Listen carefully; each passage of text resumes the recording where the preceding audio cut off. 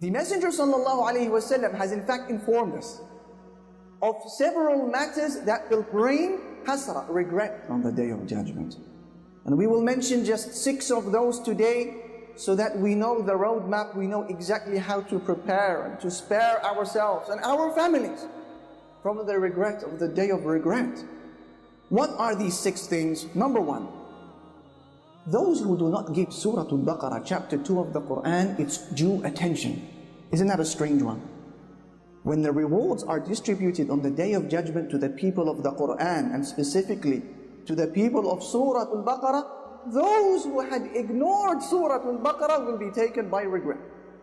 Thus the Prophet ﷺ, he said, as Imam Muslim narrates in his Sahih on the authority of Abi Umamat al-Bahili, he said, اقرأوا سورة البقرة فإن أخذها بركة وتركها حسرة ولا تستطيعها البطلة.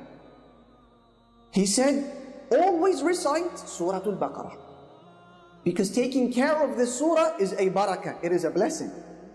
And not doing so will be a regret on the Day of Judgment. And the magicians are not able to overcome it.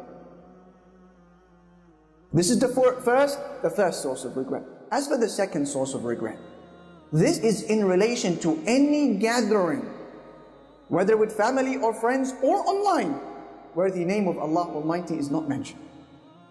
Thus the Prophet ﷺ, he says, as Abi Dawood narrates in his Sunan, on the authority of Abi Hurairah, ما من قوم يقومون من مجلس لا يذكرون الله تعالى فيه إلا قاموا عن مثل جيفة حمار وكان عليهم حسرة يعني يوم القيامة.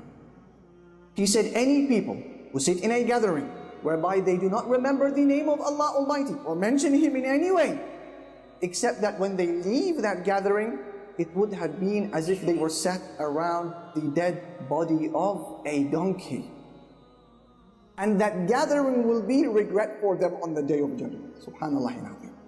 Any gathering where we sit together and we fail to mention the name of Allah subhanahu wa ta'ala, and to prevent a haram that was taking place in front of us, that gathering will be regret on the Day of Standing. What about number 3? The third cause of regret is with regards to those individuals who aspired for positions of authority. They wanted to be in the limelight. They wanted people to clap for them. They sought after attention and praise. And that is why the Prophet ﷺ, he says, as our mother Aisha narrates, and the hadith in Sahih al-Bukhari, إِنَّكُمْ سَتَحْرِصُونَ عَلَى الْإِمَارَةِ وَإِنَّهَا سَتَكُونُ حَسْرَةً وَنَدَامَةً فَنِعْمَةِ الْمُرْضِعَةِ وَبِئْسَةِ الْفَاطِمَةِ. He said, O Muslims, you will soon start competing over positions of authority. And on the Day of Judgment, that's going to bring with it regret. So how great is breastfeeding? And how difficult is weaning? What is that all about, that last sentence? The Messenger ﷺ is comparing positions of authority and those who always want it with the breastfeeding child, who is always receiving its nutrition and its milk readily available from its mother with no effort from itself. But there has to come a day when that child must be weaned, when that milk has to come to a stop. And similarly, those who aspire for positions of authority and status in the community, despite not being deserving of it and not possessing the credentials, their wealth and their prestige and their honor will have to come to a stop at one point. And that will be on the Day of Judgment, when wealth and prestige will be replaced with regret for aspiring for a position that you are not fit for. As for the fourth cause of regret, this will be with regards to a person who puts forward acts of worship,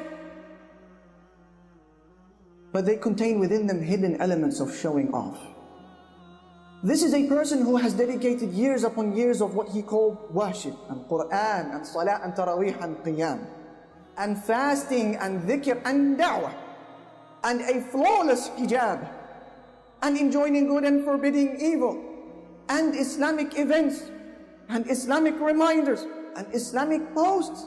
And they see these good deeds in the form of mountains on the Day of Judgment, beautiful mountains, and to his horror they begin to crumble before his very eyes. Can you imagine their regret?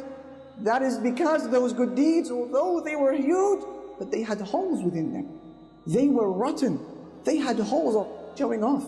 They had holes of pride, holes of self-admiration, holes of self-promotion. Look at me, what I am doing, what I am up to, where I am found, what I am reciting, where I am praying. Holes of showing off.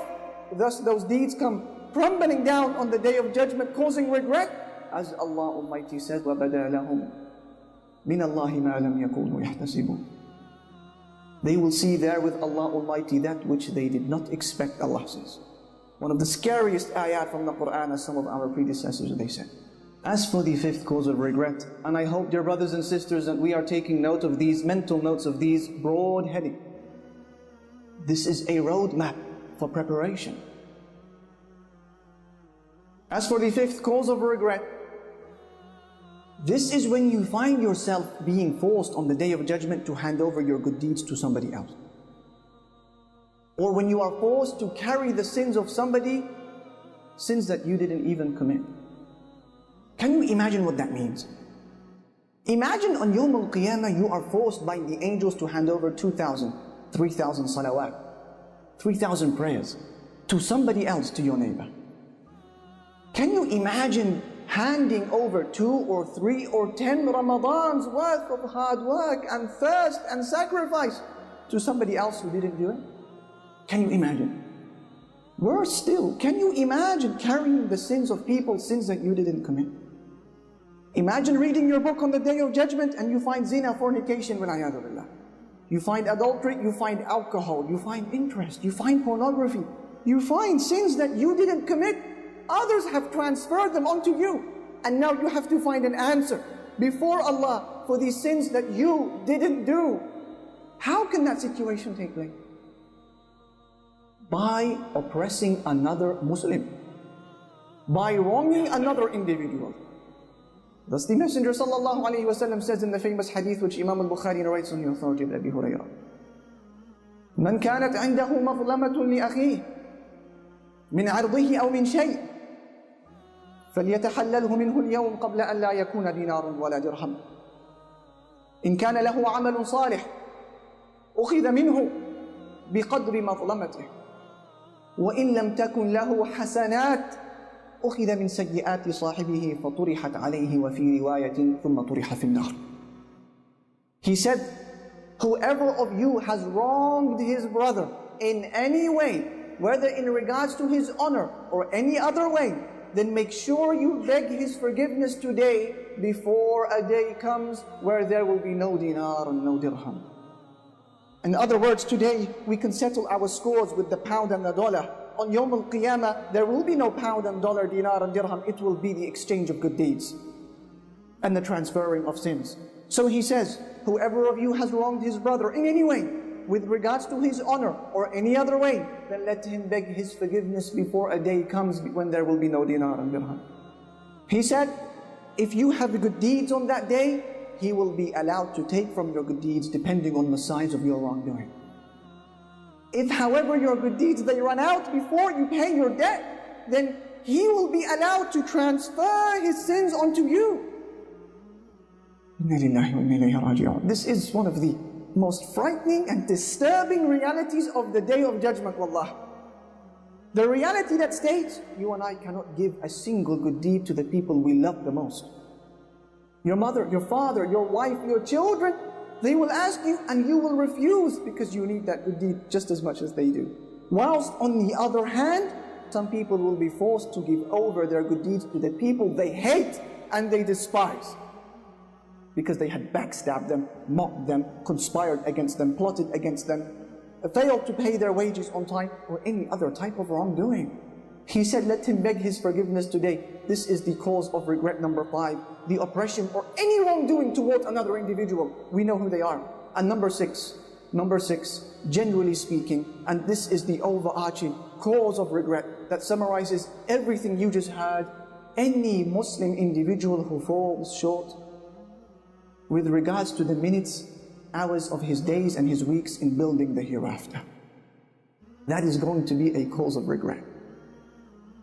person who was urged week in, week out, every Friday, every reminder to drop the sins, to replace the haram with halal, to remove the intoxicant, to change sin into obedience, to reshuffle the cards, to refocus your attention on Allah and the home of the hereafter, to set a vision in life in preparation for Jannah, and they fail to do so. That will be a major cause for regret, as people will be heard saying on the Day of Judgment, Ya laytani qaddamtu li hayati. I wish that I had prepared for my life. In conclusion, dear brother, dear sister, every individual who turns a blind eye and pretends that the day of regret is not coming is going to be in a major and excruciatingly painful state of regret on the Day of Judgment. What greater regret can there be in life than failing to impress the King, Allah Almighty? What greater regret can there be in life than failing the exam before the King, Allah, and missing out on the prize that comes with passing the prize of Jannah? What greater regret can there be than that? What greater regret can there be in existence than being shown your place in Jannah, and the luxuries, and the weather, and the palaces, and the spouses, but then being transferred to oblivion, to Jahannam instead? What greater regret can there be in life than meeting your friends on the Day of Judgment, those whom you knew today, and they find no words for you and I except, didn't I tell you? Didn't I tell you?